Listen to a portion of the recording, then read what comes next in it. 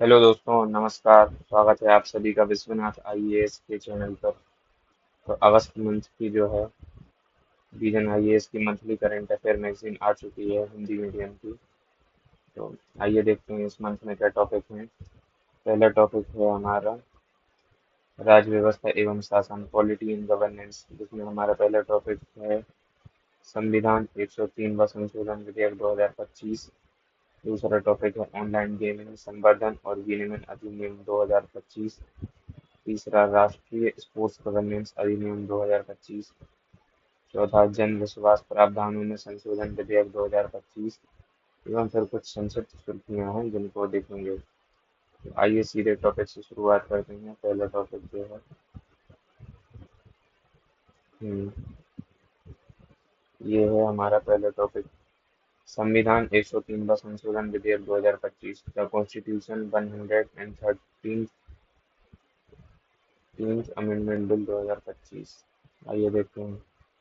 हाल ही में केंद्रीय गृह मंत्री ने लोकसभा में संविधान में 130वां संविधान संशोधन विधेयक जो है 2025 पेश किया।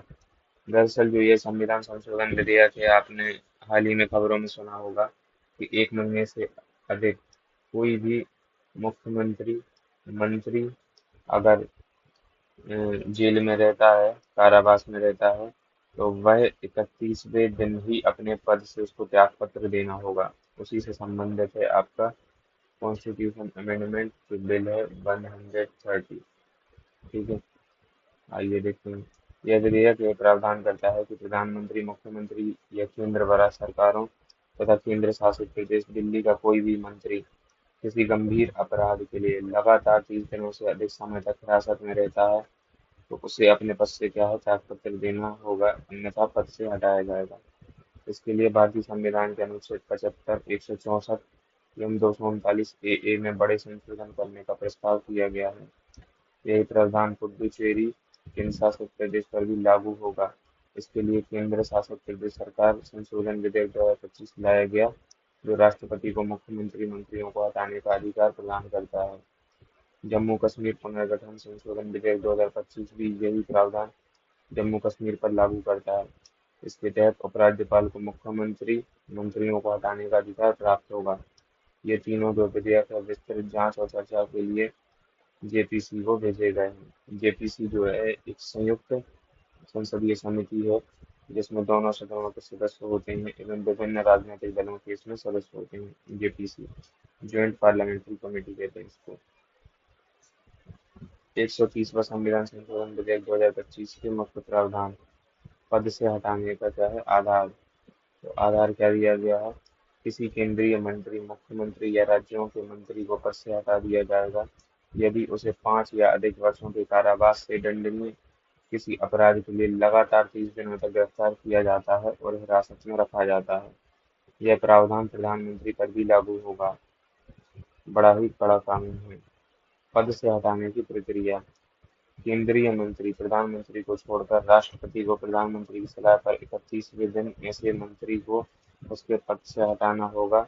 यदि प्रधानमंत्री 31वें दिन तक कोई सलाह नहीं देता तो मंत्री स्वतः 31वें दिन से पदमुक्त हो जाएगा। राज्यों के मंत्री मुख्यमंत्री को छोड़कर इस मामले में भी ऊपर की तरह एक समान प्रावधान लागू होता है जिसमें राज्यपाल मुख्यमंत्री की सलाह पर कार्य करेगा। यदि मुख्यमंत्री 31वें दिन तक सलाह नहीं देता है तो मंत्री स्वतः पदमुक्त हो जाएगा। दिल्ली के मंत्री मुख्यमंत्री को छोड़कर राष्ट्रपति दिल्ली के मुख्यमंत्री की सलाह पर मंत्री को हटाएगा।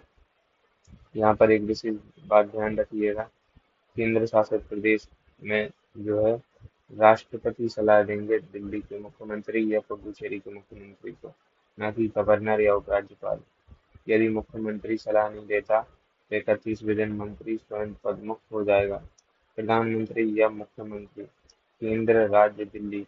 यदि प्रधानमंत्री या मुख्यमंत्री 30 दिन तक हिरासत में रहता है तो उसे 31वें दिन तक अपना पद त्यागना होगा। यदि वे पद त्याग नहीं करते हैं तो 31वें दिन से पदमुक्त हो जाएंगे। पुनर्नियुक्ति पर कोई रोक नहीं है। हिरासत से रिहाई के बाद मंत्री, प्रधानमंत्री या मुख्यमंत्री को फिर से अपने पद पर वापस आने की अनुमति है। बट ये है कि इसमें हिरासत से रिहाई हो अर्थात बेल मिल जाए उनको। तो विधेयक के पक्ष में कुछ तर्क हैं और विपक्ष में भी कुछ तर्क हैं। जैसे क्या है, संवैधानिक नैतिकता और नैतिक शासन को मजबूत करेगा। मनोज नरूला बनाम भारत सन 2014 मामले में सुप्रीम कोर्ट ने कहा था कि नैतिकता संवैधानिक ढांचे का एक अभिन्न अंग है और गंभीर आपराधिक मामलों में दोषी व्यक्तियों को मंत्री बनाने से बचना चाहिए। जन विश्वास की रक्षा, यह कदम भ्रष्टाचार और राजनीति के अपराधीकरण के खिलाफ मजबूत संदेश देता है, जिससे जनता का राजनीतिक संस्थाओं पर भरोसा बढ़ सकता है। सुशासन, यह जेल से शासन चलाने जैसी स्थिति को खत्म करने का प्रयास है। इससे कार्यपालिका की जवाबदेही बनी रहेगी और उत्तरदायित्व संबंधी संवैधानिक कमियों को दूर किया जा सकेगा। इसी तरीके से अन्य कानूनी कमियों को दूर करना, अन्य कर्मचारियों के साथ निष्पक्षता एवं अन्य। विपक्ष में विधेयक के तर्क क्या है? राजनीतिक हथियार बनाना और संघवाद के लिए खतरा, जैसे कि ईडी एवं सीबीआई का जैसी केंद्रीय एजेंसियों का दुरुपयोग करके विपक्षी नेताओं को मामूली आरोपों में गिरफ्तार किया जा सकता है। इससे चुनावी प्रक्रिया के बिना सरकार गिराने का कानूनी शॉर्टकट मिल सकता है। निर्दोष माने जाने के सिद्धांत के प्रतिकूल है, क्योंकि इसमें क्या है कि आरोप लगता है एवं गिरफ्तारी अगर होती है 30 दिन से अधिक, तो वह सीधे ही दोषी करार होगा एक प्रकार से। तो यह विधेयक उस सिद्धांत के खिलाफ है जिसमें कहा गया है कि जब तक दोष साबित न हो व्यक्ति निर्दोष है। केवल गिरफ्तारी या हिरासत के आधार पर पद से हटाना प्राकृतिक न्याय के विरुद्ध है। लिली थॉमस बनाम भारत संघ मामले में सुप्रीम कोर्ट ने कहा था कि अयोग्यता केवल दोष सिद्धि के बाद लागू होती है, गिरफ्तारी या हिरासत पर नहीं। व्यवहार में असंगति, विधायकों सांसदों और मंत्रियों के मामले में एक विरोधाभास की स्थिति है, जहाँ सांसद एवं विधायक लोक प्रतिनिधित्व अधिनियम 1951 के तहत केवल दोष सिद्धि, दोष घोषित होने और 2 साल से अधिक की सजा मिलने पर ही अयोग्य ठहराए जाते हैं। वही इस विधेयक के तहत मंत्रियों को केवल हिरासत में लिए जाने पर ही त्यागपत्र देने के लिए मजबूर किया जा सकता है। लोक प्रतिनिधित्व अधिनियम 1951 के अनुसार जब तक दोष सिद्ध न हो, केवल गिरफ्तारी पर नहीं, एक विधायक सांसद संबंधित सदन का सदस्य बना रह सकता है और उसे मंत्री भी नियुक्त किया जा सकता है। सुप्रीम कोर्ट ने भी स्पष्ट किया कि सिर्फ आरोप या गिरफ्तारी के आधार पर विधायक या सांसद को मंत्री बनने से नहीं रोका जा सकता। दूसरी ओर वर्तमान विधेयक में यह प्रावधान किया गया है कि गिरफ्तार मंत्री को पद छोड़ना होगा। रिवॉल्विंग डोर की समस्या होगी। इससे रिहाई के बाद दोबारा मंत्री बनने की अनुमति से बार बार पदत्याग और पुनर्नियुक्ति की स्थिति बनेगी। इससे राजनीतिक अस्थिरता आ सकती है। संभावित रूप से राजनीतिक कानूनी चालबाजियों को प्रोत्साहन भी मिल सकता है। वहीं कार्यपालिका का विवेक और राजनीतिकरण होगा। सुरक्षा उपायों का अभाव है। इसमें इसमें अपराधों के लिए अयोग्यता के लिए मौजूदा कानूनी ढांचे एवं निर्णय, जिसमें क्या है, आरोपी लोक प्रतिनिधित्व अधिनियम 1951 की धारा 8(3) है, जिसके तहत यदि किसी विधायक सांसद को कुछ आपराधिक मामलों में दोषी ठहराया जाता और कम से कम 2 साल की सजा सुनाई जाती, तो वह चुनाव लड़ने या पद पर बने रहने के लिए अयोग्य हो जाएंगे। इसी तरीके से लिली थॉमस का केस है, जिसमें सुप्रीम कोर्ट ने आरोपी की धारा 8(4) को रद्द कर दिया, जिसमें दोष सिद्धि के खिलाफ अपील दायर करने पर वर्तमान सदस्य अयोग्यता से बच जाता था। मनोज नरूला बनाम भारत संघवाद है। पब्लिक इंटरेस्ट फाउंडेशन 2018 की जनहित याचिका एवं भारतीय निर्वाचन आयोग 2016 में भी इसी तरीके के फैसले किए हैं। आगे की राय में क्या है, अंतरिम निलंबन, मंत्री को सीधे पद से हटाने के बजाय कानून में प्रावधान किया जाना चाहिए कि मुकदमे के दौरान मंत्री केवल अपने अधिकारों और कामकाज से अस्थायी रूप से निलंबित रहें। इससे शासन चलता रहेगा और जवाबदेही भी बनी रहेगी। राजनीतिक उपकरणों की भूमिका को मजबूत करना, दलों को आत्म अनुशासन अपनाना चाहिए एवं आपराधिक छवि के व्यक्ति को टिकट नहीं देना चाहिए। विधि आयोग की सिफारिशें, 5 वर्षों तक के कारावास की सजा वाले अपराधों के लिए आरोप तय करने को अयोग्यता का एक अतिरिक्त आधार बनाया जाना चाहिए। जमानत को सामान्य नियम बनाना चाहिए। आपराधिक मामलों में तेजी लाना, केवल गिरफ्तारी के आधार पर मंत्रियों को अयोग्य ठहराने के बजाय मंत्रियों के खिलाफ गंभीर आपराधिक मामलों में न्यायिक तेजी लाने पर ध्यान केंद्रित करना चाहिए, ताकि निष्पक्ष जांच और त्वरित सुनवाई सुनिश्चित हो सके। एक स्वतंत्र समीक्षा तंत्र स्थापित करना, एक स्वतंत्र न्यायाधिकरण या न्यायिक पैनल बनाया जा सकता है जो यह तय करे कि मंत्री को हटाने की शर्तें पूरी हुई हैं या नहीं। इससे कार्यपालिका के अतिक्रमण को रोका जा सकेगा और कानून का निष्पक्ष पालन हो सकेगा। एक हमने जो है इसका लॉन्ग वाला टॉपिक कवर कर लिया है। अब हम इसके बाद सीधे चलते हैं संक्षिप्त सुर्खियों पर, जिससे वीडियो लेक्चर में निरंतरता बनी रहेगी। हम्म, जो इसमें हमारा पहला टॉपिक है वह क्या है? व्यावसायिक और प्रतिबंधित वाक मूल अधिकारों का हिस्सा नहीं। Commercial prohibited speeches not a part of fundamental right. Supreme court ने यह टिप्पणी दिव्यांगजनों के बारे में असंवेदनशील चुटकुले बनाने वाले सोशल मीडिया कॉमेडियन के खिलाफ एक मामले की सुनवाई के दौरान की। इस मामले पर कॉमेडियन पर अभिव्यक्ति की स्वतंत्रता का दुरुपयोग करने का आरोप लगाया गया है। व्यावसायिक और प्रतिबंधित भाषण को संरक्षण नहीं है। वाक स्वतंत्रता अनुच्छेद 19(1)(1) के तहत व्यावसायिक भाषण या प्रतिबंधित वाक शामिल नहीं है। हेट स्पीच, प्रोहिबिटेड स्पीच ऐसी अभिव्यक्तियां जो किसी धर्म, जाति, नस्ल या निर्जातिया जैसी अंतर्निहित विशेषताओं के आधार पर किसी समूह के खिलाफ शत्रुता, नफरत या हिंसा को बढ़ावा देती है।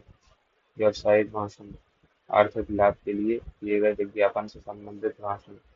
इन्फ्लुएंसर्स की जवाबदेही, बड़ी संख्या में फॉलोअर्स वाले इन्फ्लुएंसर को जिम्मेदारी के साथ काम करना चाहिए।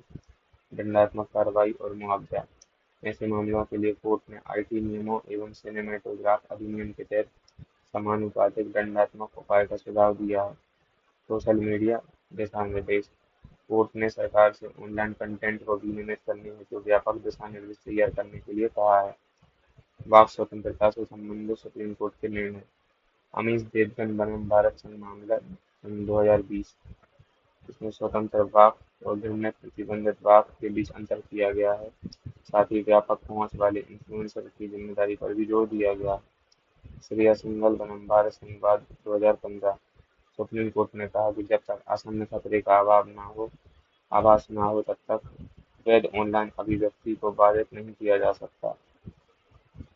भारत में ऑनलाइन जो कंटेंट है उनके रेगुलेशन के लिए कानूनी फ्रेमवर्क है, कुछ उसको देख लेते हैं। आईटी अधिनियम 2000 और उसमें संशोधन, ये ऑनलाइन कंटेंट को विनियमित करते हैं और अधिनियम की धारा 69(a) के तहत सरकार के पास किसी भी जानकारी तक आम लोगों की पहुंच को रोकने का अधिकार है।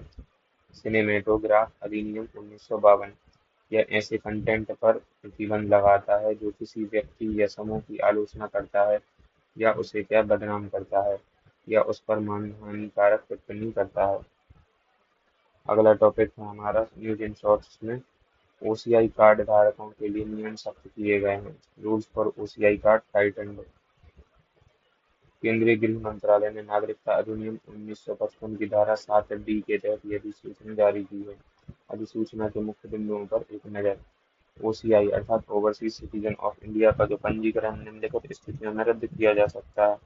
यदि किसी व्यक्ति को कम से कम 2 साल की जेल की सजा सुनाई गई हो या किसी व्यक्ति के खिलाफ ऐसे अपराध के लिए चार्जशीट दायर की गई हो जिसमें 7 साल या उससे अधिक की कैद का क्या हो प्रावधान हो। ओसीआई कार्ड के बारे में। ओसीआई कार्ड जो योजना है 2005 में नागरिकता अधिनियम 1955 में संशोधन के माध्यम से शुरू की गई थी। 2015 में person of Indian origin PIO card योजना को ओसीआई के साथ मिला दिया गया तथा सभी पीआईओ कार्ड धारकों को ओसीआई कार्ड धारक मान लिया गया। ओसीआई कोई दोहरी नागरिकता नहीं प्रदान करता है या राजनीतिक अधिकार प्रदान भी नहीं करता है। ओसीआई पंजीकरण रद्द करने के आधार। क्या आधार है? धोखाधड़ी से अगर पंजीकरण किया गया हो तो आपका ओसीआई पंजीकरण रद्द हो सकता है। भारत के संविधान के प्रति असंतोष प्रकट किया गया हो। भारत की संप्रभुता, अखंडता, सुरक्षा और विदेशों से मैत्रीपूर्ण संबंधों तथा लोकहित के लिए आवश्यक हो। ओसीआई कार्ड धारकों को मिलने वाले लाभ। ओसीआई कार्ड धारकों को आजीवन वीजा की सुविधा। एक सेकंड माफ करिएगा दोस्तों। ओसीआई कार्ड धारकों को आजीवन वीजा की सुविधा उपलब्ध है। वे भारत में कई बार आ जा सकते हैं। वास्तव में यह एक बहुउद्देशीय कार्ड है। भारत में किसी भी अवधि के लिए ठहरने के लिए विदेशी क्षेत्रीय पंजीकरण अधिकारी या विदेशी पंजीकरण अधिकारी के पास पंजीकरण कराने से छूट है। आर्थिक, वित्तीय और शिक्षा से जुड़े क्षेत्रों में उन्हें अनिवासी भारतीयों एनआरआई के समान ही सुविधाएं भी दी जाती हैं। हालांकि ओसीआई कार्ड धारकों को भारत में कृषि भूमि या बागान जैसी परिसंपत्तियों को खरीदने की अनुमति नहीं है। Election to the office of vice president of the India. ये टॉपिक तो आप जानते ही हैं। हमारे पूर्व उपराष्ट्रपति श्री जगदीप धनखड़ के द्वारा स्वास्थ्य कारणों के तहत जो इस्तीफा दिया गया, उसके बाद उपराष्ट्रपति का पद जो है रिक्त हो गया। उसी के हेतु जो है उपराष्ट्रपति पद हेतु अभी हाल ही में चुनाव संपन्न हुए, जिसमें जो है हमारे सीपी राधाकृष्णन जो है वह हमारे देश के नए 17वें उपराष्ट्रपति भी बने।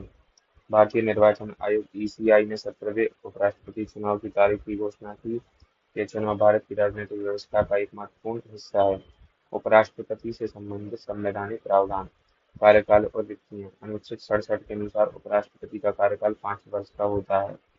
अनुच्छेद 68(2) के अनुसार पद रिक्त होने पर जल्द से जल्द चुनाव कराना चाहे अनिवार्य है। निर्वाचक मंडल।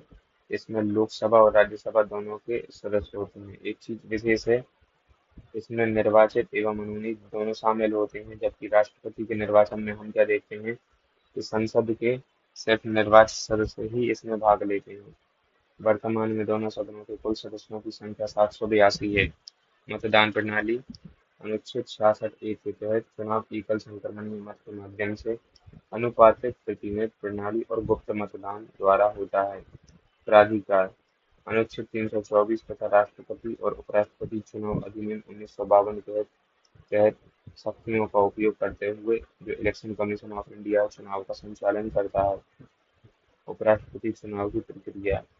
इसमें क्या है, नामांकन होता है। नामांकन में 20 प्रस्तावक और 20 अनुमोदक की आवश्यकता होती है। इसके साथ ही जमानत राशि के रूप में 15,000 रुपये भी जमा करना अनिवार्य है। मतदान। मतदान संसद भवन में होता है और इसके लिए इलेक्शन कमीशन ऑफ इंडिया द्वारा प्रदान किए गए विशेष पेन का उपयोग किया जाता है। पहली वरीयता का वोट देना अनिवार्य है, अर्थात हमारी पहली प्रायोरिटी कौन है। यह जो वोटिंग सिस्टम है ये प्राथमिकता या प्रायोरिटी पर आधारित होता है कि हमारी पहली प्रायोरिटी कौन है, दूसरी प्रायोरिटी कौन है। ऐसे पीसीआई रिटर्निंग ऑफिसर राज्यसभा का महासचिव और पर्यवेक्षकों की नियुक्ति करता है। चुनाव में पालन किए जाने वाले प्रमुख सुरक्षा उपाय। पार्टी वित्त की अनुमति नहीं होती है। गोपनीयता का उल्लंघन या अनाधिकृत पेन का उपयोग करने पर वोट जो है अमान्य हो जाता है। राष्ट्रपति और उपराष्ट्रपति चुनाव अधिनियम 1952 के तहत घूसखोरी या अनुचित प्रभाव का उपयोग करने पर चुनाव को चुनौती दी जा सकती है। देश के उपराष्ट्रपति पद के लिए योग्यता या पात्रता क्या क्या है। उसे भारत का क्या नागरिक होना चाहिए, कम से कम 35 वर्ष की आयु होनी चाहिए उस व्यक्ति की, एवं राज्यसभा के सदस्य के रूप में चुनाव लड़ने के लिए योग्य होना चाहिए तथा किसी लाभ के पद पर न हो। आज के लिए जो हम अंतिम टॉपिक करेंगे वह ये रहेगा, राष्ट्रीय सहकारी विकास निगम, नेशनल कोऑपरेटिव डेवलपमेंट कॉरपोरेशन (एनसीडीसी). कैबिनेट ने केंद्रीय क्षेत्र की राष्ट्रीय सहकारी विकास निगम (एनसीडीसी) को अनुदान सहायता योजना को मंजूरी दी। राष्ट्रीय सहकारी विकास निगम (एनसीडीसी) योजना को सहायता अनुदान के बारे में। इस योजना का परिव्यय 2025-26 से 28-29 तक 4 वर्षों के लिए 2,000 करोड़ रुपए निर्धारित किया गया है।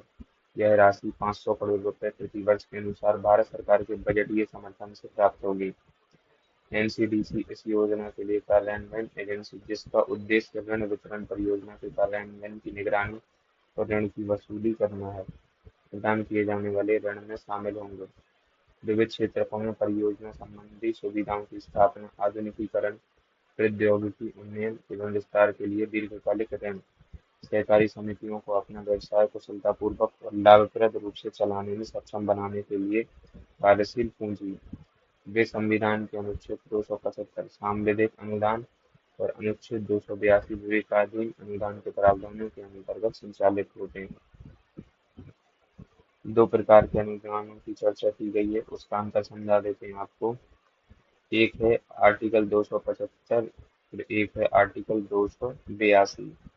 275 में जो है विधिक अनुदान दिया जाता है, अर्थात जो कानूनी रूप से जिन संस्थाओं को या जिन राज्यों को अनुदान देना है उसमें ये मैंडेटरी है कि आपको अनुदान कुछ पैरामीटर्स के बेस पर ही देना है, जबकि विवेकाधीन अनुदान जो 282 के तहत है, उसमें सरकार जो है वह कितनी भी राशि और किसी भी राज्य को दे सकती है। सीधा सा इसका अर्थ ये है।